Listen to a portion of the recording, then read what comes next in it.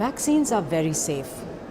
If someone gets sick after vaccination, it is usually either a coincidence, an error in administering the vaccine, or very rarely a problem with the vaccine itself.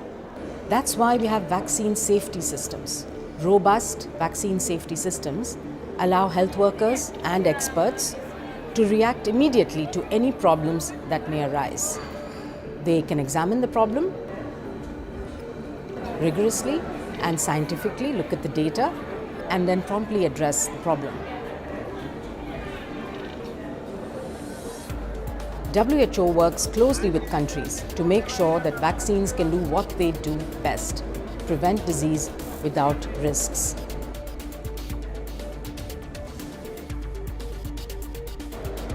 New vaccines against malaria, meningitis, and encephalitis in Asia and Africa are now being thoroughly monitored with support from WHO. Vaccines are one of the safest tools we have to prevent disease and ensure a healthy future for all children.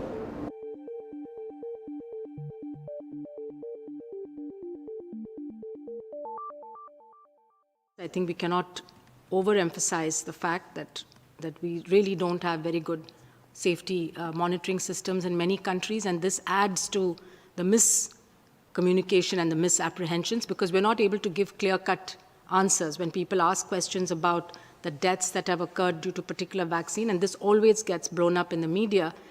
One should be able to give a very factual account of what exactly has happened and what the cause of deaths are. But in most cases, there's some obfuscation at that level, and therefore there's less and less trust then in the system. Putting in place the mechanisms, whether they're cohort studies or whether they're sentinel surveillance sites, to be able to monitor what's going on and report back, and then for corrective action to be taken, because unexpected things could arise after introduction, and one always has to be prepared. As we've seen, in the history of many drugs, you've learned about adverse events only after the drug's been licensed and introduced into the population.